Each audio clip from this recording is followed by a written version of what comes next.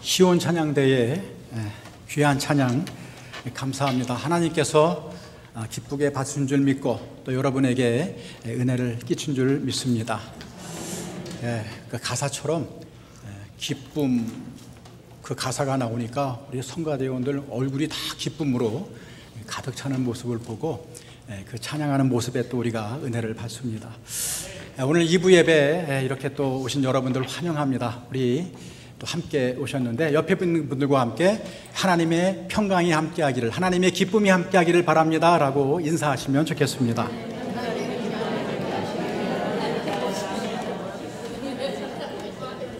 세상이 줄 수 없는 하나님의 평강, 하나님의 기쁨이 여러분과 여러분 가정에 충만하시기를 주의 이름으로 축원합니다. 아멘. 자, 오늘날 그리스도인 그러면 세상 사람들은 어떤 이미지를 떠올릴까요? 아마 보통은 교회에 다니는 사람 정도로 그리스도인들을 떠올릴 것입니다. 실제로 한 사람이 교회에 출석하게 될 때 그에게 그리스도인 또는 크리스찬이라고 하는 이름이 따라붙게 됩니다. 그러나 맨 처음 예수 믿는 사람들이 그리스도인이라고 불릴 당시에는 그 의미가 지금과는 상당히 달랐다는 사실을 기억해야 합니다. 오늘 본문에 보면 그리스도인이라는 명칭이 처음으로 사용된 것이 바로 안디옥이다, 그렇게 말하고 있습니다. 여러분, 안디옥은 당시 수리아의 주도로서 로마 제국에서 로마, 알렉산드리아 다음으로 세 번째로 큰 도시가 바로 안디옥이었습니다. 당시 로마 제국의 큰 도시들이 그러했듯이 다양한 인종, 다양한 문화, 다양한 종교들이 함께 모여 있었던 이방 도시가, 전형적인 이방 도시가 바로 안디옥이었습니다. 그런데 중요한 것은 이 안디옥에서 예수 믿는 사람들이 처음으로 그리스도인이다 라고 불리게 되었다는 사실입니다. 자, 오늘 말씀 11장 26절 하반절에 보게 되면 이런 말씀이 기록되어 있습니다. 제자들이 안디옥에서 비로소 그리스도인이라 일컬음을 받게 되었더라, 그렇게 말하고 있습니다. 물론 그 이전부터 예루살렘 교회가 이미 존재하고 있었고 예수 믿는 사람들, 제자들이 존재했었습니다. 그런데도 이 안디옥에서 처음으로 그리스도인이라는 이름이 불리어졌다는 사실, 이 사실은 교회 역사에서 굉장히 중요한 사실을 말해주고 있습니다.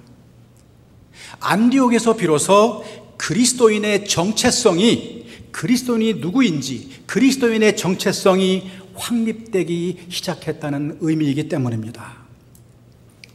오늘 그리스도인이라고 번역된 이 단어의 헬라어는 크리스티아노이, 좀 어렵죠?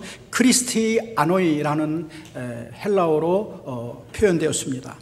자, 이 말은 두 단어가 합성된 그러한 단어인데요. 하나는 크리스토스, 그리스도라는 명사와 이아노이, 누구누구에게 속한 사람이라는 전미사가 붙어서 하나가 된 그러한 단어입니다. 그러니까 그리스도인, 크리스티아노이, 그리스도인이라는 말은 문자 그대로 말하면 그리스도에 속한 사람들, 그리스도의 사람들, 그리스도를 따르는 사람들, 그렇게 우리가 번역할 수가 있을 것입니다. 자, 그런데 여기에서 그리스도인이라 일컬음을 받았다, 그리스도인이라 일컬음을 받았다는 말은 수동태입니다. 수동형으로 되어 있다는 거죠. 그 말은 뭐냐 하면 그리스도인이라는 명칭이 성도들 자신이 붙인 것이 아니라 믿지 않는 사람들, 불신자들이 그들을 보고 그렇게 불러준 이름이었다는 것을 알려줍니다.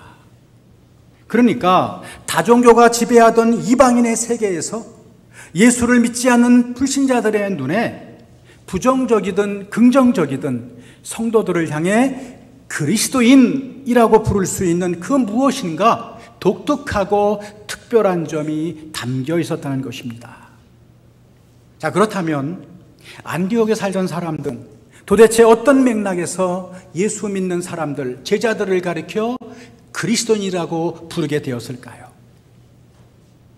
이걸 바꾸어 말하면 우리 그리스도인, 오늘도 그리스도인이라고 불리우는 저와 여러분, 그리스도인이란 본래 어떤 사람들을 가리키는 명칭이었을까요? 그래서 오늘은 이 본문 말씀을 통해서 오늘도 여전히 그리스도인이라고, 크리스천이라고 불리는 저와 여러분의 정체성을 다시 한번 묵상하고 되돌아보는 시간 되기를 바랍니다. 첫째로 그들은 예수님을 진정으로 사랑했던 사람들이었다는 것입니다. 그리스도를 진정 사랑했던 사람들이었습니다. 오늘 본문은 이렇게 시작되고 있습니다.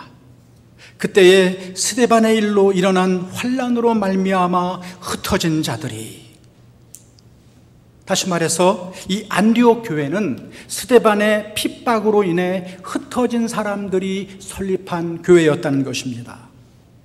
여러분 다 알다시피 스데반이 예루살렘에서 돌에 맞아 최초로 순교한 이후에 유대인들은 본격적으로 교회와 예수 믿는 사람들을 박해하기 시작했습니다. 그래서 그 유대인들의 박해를 피해 예루살렘을 떠나 여러 나라로 흩어진 사람들이 있었는데, 그 중에 몇몇 사람들이 안디옥에 와서 복음을 전하기 시작했다는 것입니다. 그러니까 이 사람들은 어떤 사람들이었습니까? 세상 사람들의 눈에는 그들은 예수님 때문에 모든 것을 잃어버린 사람들이었습니다. 예수를 믿는다는 사실 하나 때문에 정든 고향과 가족과 일터를 등지고 알거지로 떠나야만 했던 사람들입니다.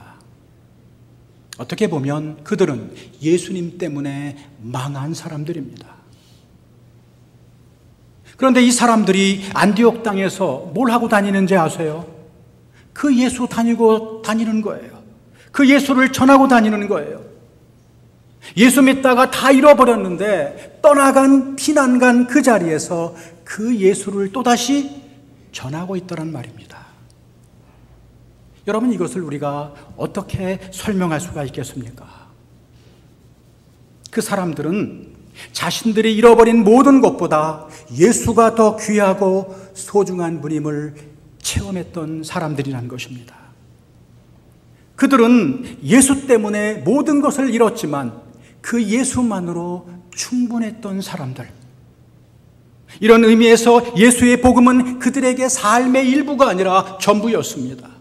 그들은 재산이나 건강 때문에 울고 웃는 사람들이 아니라 예수 때문에 울고 예수 때문에 웃는 사람들이었습니다. 한마디로 말하면 예수 그리스도를 진정으로 사랑했던 사람들이었다는 것입니다. 여러분, 우리가 누구를 진정으로 사랑한다면, 우리가 누군가를 진정으로 사랑한다고 할 때 그것을 측정할 수 있는 시금석이 있습니다. 정말 사랑하는지 안 사랑하는지 측정할 수 있는 기준이 하나 있다는 것입니다. 그것이 무엇인가 하면 그 사랑하는 사람을 위해 고난도 받을 수 있는가라는 것입니다. 사실 모든 인간이라면 고난을 받으면 그 고난의 원인에서부터 벗어나고 싶은 것이 모든 사람들의 마음입니다. 그러나 내가 누군가를 진정으로 사랑하게 되면 그를 위해서 고난도, 손해도, 아픔도, 희생도 감수할 수 있게 되어 있는 것이라는 것입니다. 사실은 제가 조금 늦게 결혼을 했는데, 저는 저보다 일찍 결혼한 친구들이 아이를 낳아 기르면서 이 아이를 눈에 넣어도 하나도 안 아프다, 그 말을 이해를 못했습니다. 뭐 어떻게 그렇게 아플 수가 있어? 눈에 어떻게 집어넣어? 에이, 설마 그럴까? 그렇게 생각했습니다. 농담으로 여겼습니다. 그런데 제가 아이를 낳아 키워보니까 그 말이 농담이 아니라 사실이라는 것을 깨닫게 되었습니다. 저뿐만이 아니죠. 여러분도 마찬가지 아닙니까? 진정으로 사랑하게 되면 그 사랑하는 대상을 위해 내 아픔, 내 손해, 내 고통쯤은 얼마든지 감수할 수 있게 되는 법입니다. 그런데 바로 초기 교회의 성도들이 그렇게 예수님을 사랑했다는 것이에요. 그들은 십자가에서 비참하게 죽임을 당한 예수라고 하는 자신들의 주인을 끔찍하게 사랑합니다. 자신의 그 주인을 사랑한 나머지 고난과 박해도 마다하지 않습니다. 오히려 주님 때문에 당하는 고난, 그것 때문에 기뻐하고 자랑으로 여깁니다. 그들은 정든 고향을 잃고 낯선 땅을 떠돌아다니면서도 찬송을 잃지 않고 예수를 나의 그리스도, 나의 주라고 고백합니다. 그러자 사람들은 그들을 눈여겨보기 시작하는 거예요. 그리고 이렇게 말합니다. 저들은 뭔가 다르다. 저들은 그리스도에게 미쳤다. 저들은 그리스도를 정말 사랑하고 있다. 저들은 정말로 그리스도에 속한 사람들이야. 이렇게 해서 그리스도인이라는 이름이 처음으로 생겨나게 되었다는 것입니다. 사랑하는 성도 여러분, 주님은 우리를 사랑한 나머지 영광스러운 하나님의 자리를 박차고 하찮은 인간으로 이 땅에 오셨습니다. 하나님이 인간이 되셨다는 사실, 이것보다 더 큰 희생이 이 세상에 어디에 있겠습니까? 그것도 모자라 저 끔찍한 십자가에 올라 거기에 못 박혀있는 우리를 끌어내리시고 자신의 목숨 내어주셨습니다. 그러한 놀라운 사랑을 받은 우리는 지금 주님을 얼마나 사랑하고 계신지요? 모두가 자신의 유익과 성공을 따라가는 이 세대에 정말 나를 사랑하시는 그 주님을 위해 여러분, 고난까지도 받을 각오가 되어 있으십니까? 주변 사람들의 눈이 무서워 사람들 앞에서 주님을 부끄러워하신다면, 예수님 때문에 당하는 그 작은 아픔도, 작은 손해도 감수하기 싫어서 피할 생각만 하고 있다면 우리가 진정 주님을 사랑한다, 그렇게 말할 수 있겠습니까? 여러분은 최근에 진정 주님을 사랑하신다고 고백하신 적이 있으십니까? 그 사랑 얼마나 아름다운지, 그 사랑 얼마나 날 부욕해 하는지, 그 사랑 얼마나 크고 놀라운지, 그 사랑 얼마나 나를 감격하게 하는지, 그 주님 사랑 알기에, 그래요, 나도 주님 사랑하고 싶어요, 나도 주님 사랑해요, 그렇게 고백한 것이 언제적 일입니까? 그리스도인이라고 하는 이름은 그렇게 쉽게 붙여진 명칭이 아니었습니다. 그리스도를 너무나 사랑한 나머지 그 그리스도를 위해서라면 나는 좀 고난을 받아도, 나는 좀 손해를 당해도, 희생해도 괜찮다라고 고난을 감수하려고 하는 사람들, 바로 이들을 가리켜 그리스도인이라고 부르게 되었다는 것입니다. 둘째로, 그들은 예수 그리스도를 자랑하는 사람들이었다는 것입니다. 예수 그리스도를 자랑했던 사람들입니다. 여러분, 오늘 본문 19절에 한번 볼까요? 자, 19절 말씀 한번 보겠습니다. 다 함께 읽어보겠습니다. 자, 시작.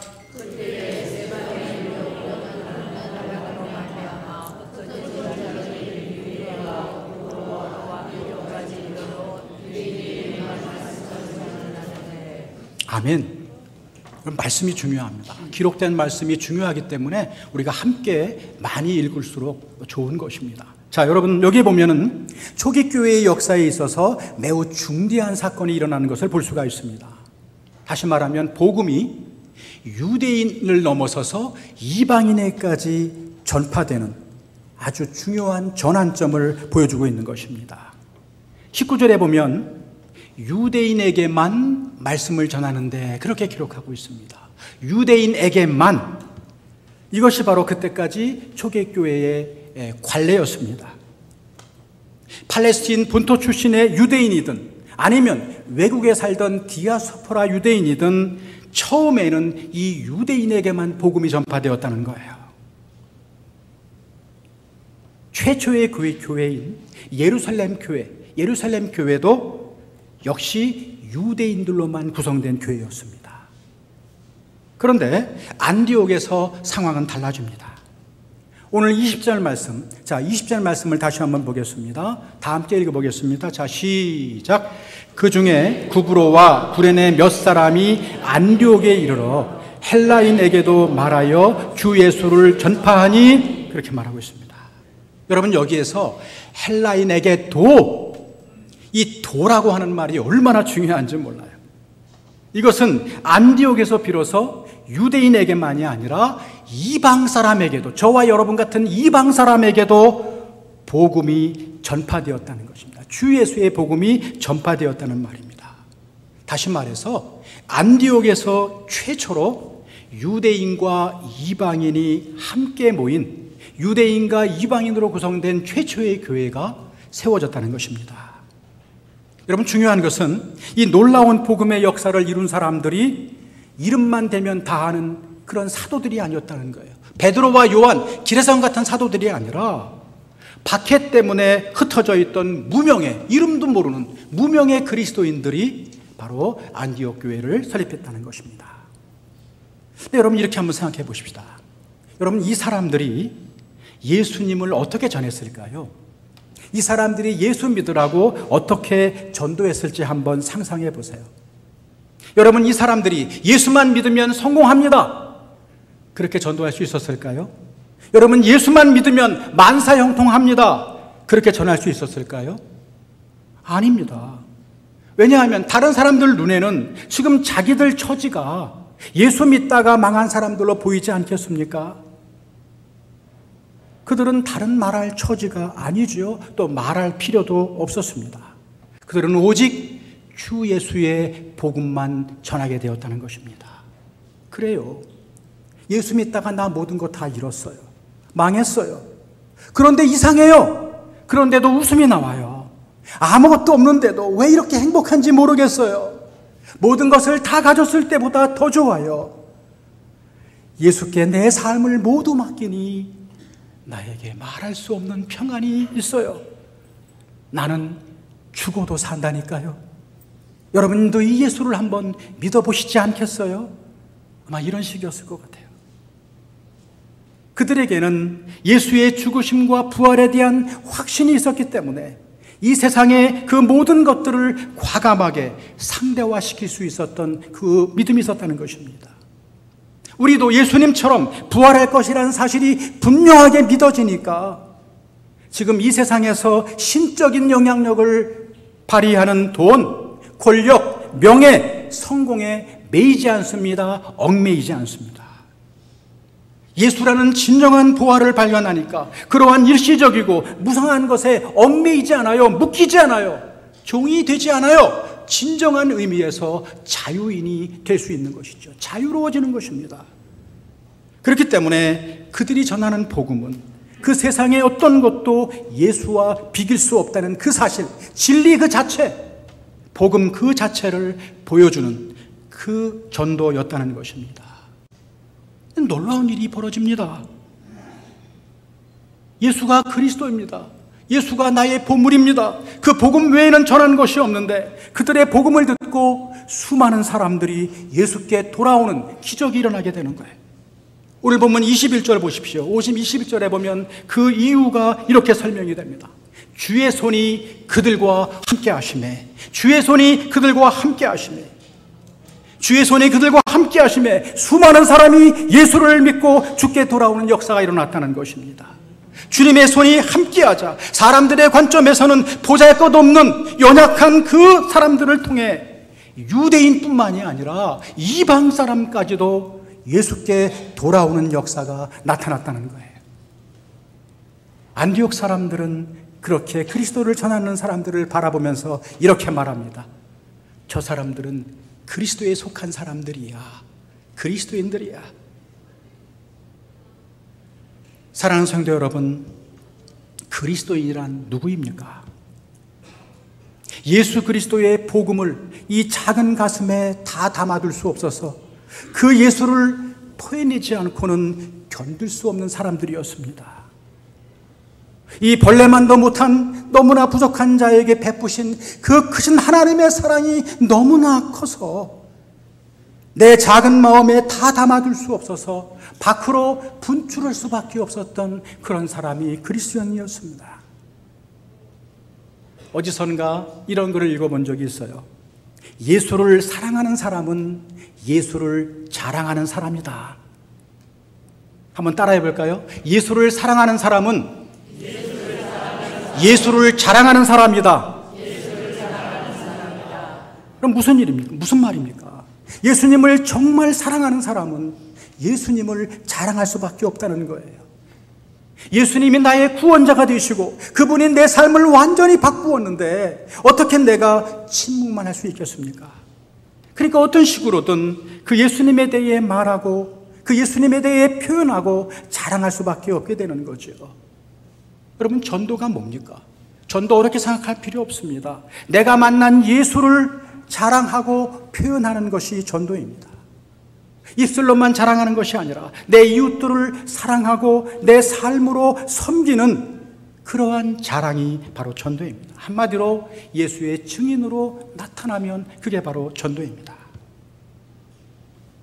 혹시 지금도 어떤 이유에서든 내가 다니는 직장에서, 사회에서 그리스도인됨을 숨기며 살아가고 계신 분이 혹시 계시지 않습니까?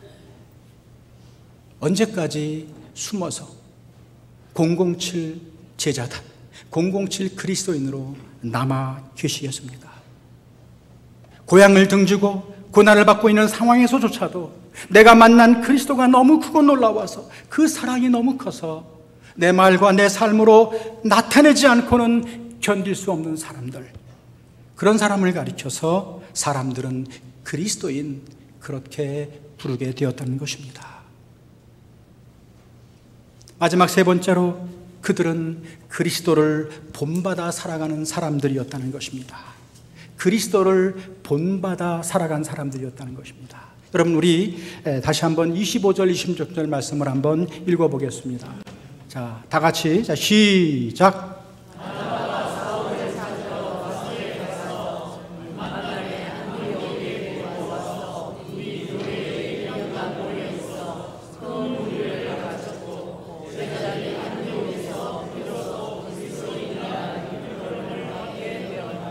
아멘. 오늘 본문의 핵심 구절이죠. 이 바나바와 바울이 공동으로 교회에서 1년 동안 그 무리를 가르쳤다는 것입니다. 그 결과 안디옥 사람들이 예수 믿는 사람들을 그리스도인이라 부르기 시작했다는 거예요. 여러분, 1년 동안 무엇을 가르쳤을까요? 하나님의 말씀 가르치지 않았겠습니까? 하나님의 말씀 가르쳤을 것이고 제자들이 어떻게 예수님 따라 살까 하는 제자 훈련 아니었겠습니까? 여러분, 예수의 제자가 된다는 말은 예수님을 따라가는 것, 다시 말하면 예수를 본받는 사람이 되는 것입니다. 그리스도처럼 말하고 그리스도처럼 생각하고 그리스도처럼 행동하고 그리스도처럼 섬기는 것입니다. 이렇게 1년간 가르침을 받고 난 다음에 예수의 제자들이 그리스도인이라고 일컬음을 받게 되었다는 거예요. 그러니까 1년 만에 예수의 냄새가, 그리스도의 향기가 그들의 삶 속에서 나타나기 시작됐다는 것입니다. 여러분, 오늘날 우리의 문제는 뭐예요? 예수를 그렇게 오랫동안 믿었는데도 예수 냄새 안 나는 사람이 너무 많다는 것 아닙니까? 오늘 24절에 보면 아주 흥미로운 말씀이 나오는 것을 볼 수 있습니다. 24절에 보면 바나바는 착한 사람이요 성령과 믿음이 충만한 사람이라 이에 큰 무리가 주께 더하여지더라, 그렇게 말하고 있습니다. 여러분, 이 말은 무엇을 의미하는 것입니까? 바나바의 신앙 인격이, 바나바의 선한 삶이 많은 사람들로 하여금 예수께 돌아오는 밑거름이 되었다는 것입니다. 처음 그리스도인들은 말로만 그리스도를 전하는 사람들이 아니었다는 것입니다. 그들의 인격이, 그들의 삶이 그리스도를 닮아가고 있었다는 거예요. 그들은 이 세상에 살고 있지만 더 이상 이 세상의 가치관, 이 세상의 풍조가 아니라 그들이 섬기는 그리스도의 가치관, 그리스도의 원칙에 따라 사는 사람들이었다는 것입니다. 그렇기 때문에 그들은 자신들의 주님만 사랑하는 것이 아니라 자기들끼리도 끔찍하게 사랑합니다. 또한 그들은 자기를 비난하며 조롱하며 심지어 박해하는 사람들을 악으로 대하지 않습니다. 욕을 욕으로 대하지 않고 모욕을 모욕으로 대하지 않고 악을 악으로 대하지 않습니다. 그들은 오히려 그들의 악을 친절과 사랑으로 갚으며 그들을 위해 기도합니다. 불의와 죄악이 넘실대는 세상의 한복판에서 한 줌의 정직이 되기 위해, 한 줌의 진실이 되기 위해 몸부림치며 살아갑니다. 그러자 세상 사람들은 자기들과 전혀 다르게 살아가는, 다른 가치관으로 살아가는 이 사람들을 주목하기 시작합니다. 어떤 사람들은 그들이 자기들과 다르다는 이유 때문에 그들을 미워하고 경멸하고 왕따시킵니다. 그러나 또 어떤 사람들은 그들의 모습을 보고 감동을 받고 그들을 존경한 나머지 주님께로 이끌림을 받아옵니다. 여러분, 그리스도인이라는 말, 이 그리스도인, 크리스천이라는 말 속에는 작은 예수, 작은 그리스도라는 뜻도 포함되어 있습니다. 그들의 삶 속에서 그리스도의 냄새가 나고 그들을 통하여 그리스도의 사랑이 드러나게 되었다는 것입니다. 그들을 가리켜 안디옥 사람들은 그러한 예수 믿는 사람들의 삶을 통해서 그리스도가 보이는 거예요. 그리스도는 눈에 안 보이지만 그들의 삶을 통해 그리스도가 보이니까 그들을 가리켜서 그리스도인 그렇게 부르게 된 것입니다. 유명한 고대 교회의 지도자였던 교부 터틀리안이 이런 말을 기록하고 있습니다. 교부 터틀리안의 말에 의하면 초기 교회 사람들은 이렇게 전도했대요. 어떻게 전도했냐면 한번 들어보세요. 아주 간단합니다. 여러분은 우리 그리스도인들처럼 사랑하는 사람들을 본 적이 있으십니까? 여러분, 이게 전도의 내용이래요. 여러분은 우리 그리스도인들처럼 서로 사랑하는 사람들을 이 땅에서 본 적이 있으십니까? 그게 전도의 내용이었어요. 오늘날 이렇게 우리가 전도한다면 세상 사람들은 어떻게 생각할지 모르겠습니다. 주님은 저와 여러분을 이 세상의 소금과 빛으로 부르셨습니다. 소금과 빛이라는 말은 무슨 뜻입니까? 한마디로 달라야 된다는 것입니다. 뭔가 달라야 된다는 뜻입니다. 똑같아서는 결코 변화는 일어나지 않습니다. 달라야 변화가 일어난다는 것입니다. 그리스도인이란 정말 세상의 소금과 빛이 된다는 것은 세상 사람들과 좀 다르게 생각하고 다르게 말하고 좀 다르게 행동해야 한다는 뜻입니다. 오늘날 세상 사람들이 그리스도인들을 향해 비난하고 우리를 왕따시키고 있다면 가장 큰 이유가 무엇이겠습니까? 결국 그리스도인들이 자기들과 별로 다른 것이 없다는 사실 때문입니다. 결국 너나 나나 다른 게 뭐야? 뭐가 달라? 이것이 그들이 실망하는 이유가 아닐까요? 여러분, 1912년에 일어난 타이타닉호의 비극을 여러분 아시죠? 타이타닉호 비극, 영화로도 만들어졌는데요. 전체 승선 인원이 2223명이었고요. 그 중에 무려 1514명이 죽었대요. 2223명 중에서 그 배가 가라앉아서 무려 1514명이 사망했다고 하니까 엄청난 사고가 아닐 수 없습니다. 근데 어떤 분이 이 타이타닉 사고의 생존율에 대해서 조사를 했다고 해요. 여러분 한번 상상해 보세요. 이러한 대형 사고에서 남자가 살아날 가능성이 더 많겠습니까? 아니면 아이들이나 여자들이 살아날 가능성이 더 많겠습니까? 당연히 남자들이죠. 구명보트에는 한계가 있으니까 힘 좋고 발 빠른 남자가 살아날 가능성이 더 큰 것이 당연하지 않습니까? 그런데 이 사람이 연구한 통계에 의하면 아이 생존율이 51%, 여자 생존율이 무려 74%였다는 거예요. 그런데 반면에 남자가 생존한 비율이 20%도 채 안 됐다는 것입니다. 그럼 어떻게 이런 결과가 나왔겠습니까?